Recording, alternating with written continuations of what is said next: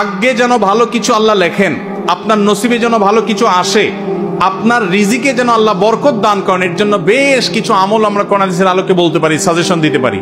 তবে তার আগে আমাদেরকে জানতে হবে যে ভাগ্য সুপ্রসন্ন হওয়া বা রিজিকে বরকত হওয়া বলতে কি বুঝায়।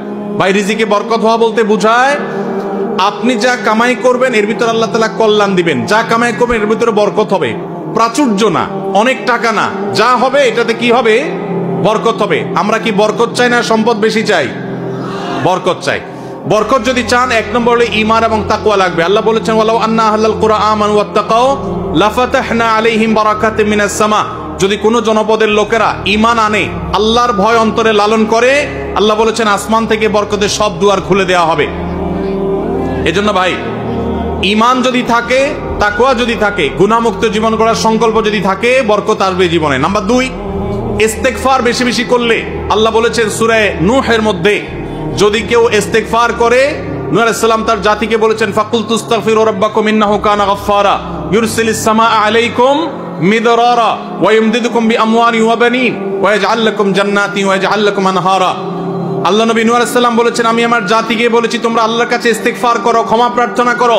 বেশি বেশি ইস্তেগফার করলে আল্লাহ তাআলা রিজিকের মধ্যে বারাকা দিবেন, অভাব দূর করবেন, সম্পদে এবং সন্তানে আল্লাহ তাআলা বরকত দান করবেন। তাহলে 2 নম্বর আমল হলো ইস্তেগফার করা, রিজিকে বরকত হবে ইনশাআল্লাহ। নাম্বার 3, শুকর আদায় করা। আল্লাহ বলেছেন লা ইন শাকারতুম লা আযীদান্নাকুম।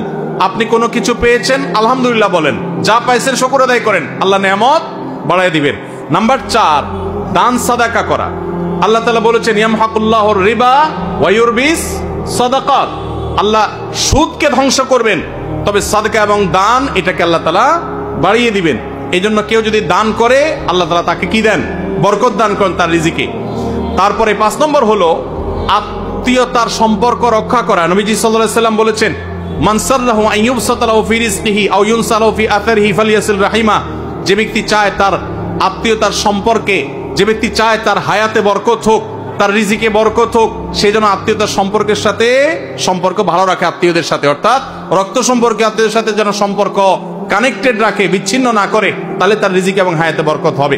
এবং সর্বশেষ আরেকটা আমল বলতে চাই, সেটা হলো খাবারের ক্ষেত্রে একত্রিত হয়ে বসে খাবার খাওয়া। এই সুন্নত আমাদের সমাজ থেকে বিদায় হয়ে গেছে, আমরা অনেকে জানি না।